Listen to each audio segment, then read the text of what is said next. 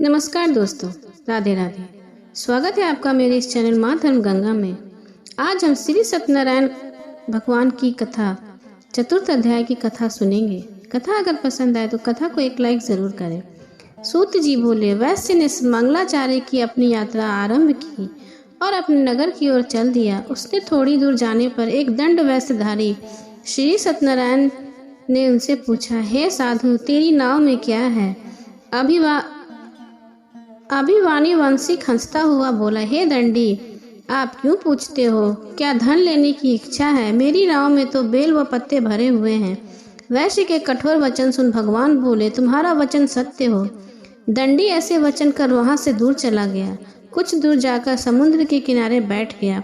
दंडी के जाने के बाद वो साधु वैश्य ने नित्य क्रिया के पश्चात नाव में को ऊंची उठते देखकर अचंभा माना और नाव में बेल पत्ते आदि देखकर वह मूर्छित होकर जमीन पर गिर पड़ा। मूर्छा खुलने पर वह अत्यंत शोक में डूब गया। तब उसका दामाद बोला कि आप शोक न मनाएं, यह दंडी का श्राप है, इसलिए हमें उसकी शरण में जाना चाहिए, तभी हमारी मनोकामना पूरी होगी। दामाद की बात सुनकर वह दंडी के पास पहुंचा और अत्यंत भाव भक्ति नमस्कार कर बोला, मैंने आपसे जो असत्य वचन कहे थे उनके लिए मुझे क्षमा दें। ऐसा कहकर महान सोताकार रोने लगा। तब दंडी भगवान बोले, हे वानिक पुत्र, मेरी आज्ञा से बार बार तुम्हें दुख प्राप्त हुआ है, तू मेरी पूजा से विमुख हुआ है। साधु बोला, हे भगवान, आपकी माया से ब्रह्मा आदि देवता भी आपके रूप को नहीं जानते, तब मैं अज्ञानी कैसे जान सकता हूँ? आप प्रसन्न होइए, अब मैं समर्थ के अनुसार आपकी पूजा करूँगा। मेरी रक्षा करो और पहले के समान नौका में धन भर दो। साधु वैश्य की भक्ति पूर्वक वचन सुन भगवान प्रसन्न हो गए और उसकी इच्छा अनुसार वरदान देकर अंतर्ध्यान हो गए। ससुर जमाई जब नाव पर आए तो नाव धन से भरी हुई थी। फिर वहीं अपने अन्य साथियों के साथ सत्यनारायण भगवान का पूजन कर अपने नगर को चल दिए। जब नगर में नजदीक पहुंचे तो दूत को घर पर खबर करने के लिए भेज दिया। दूत साधु की पत्नी को प्रणाम करता कहता, मालिक अपने दामाद सहित नगर के निकट आ गए हैं।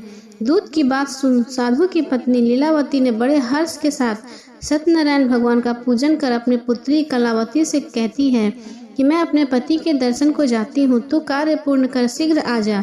माता के ऐसे वचन सुन कलावती जल्दी में प्रसाद छोड़ अपने पति के पास चली गई।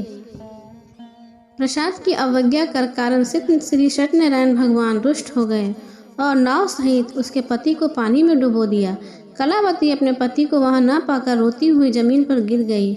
नौका को डूबा हुआ देख वह कन्या को रोता देख साधु दुखी होकर बोला कि हे प्रभु, मुझसे तथा मेरे परिवार से जो भूल हुई है उसे क्षमा करें।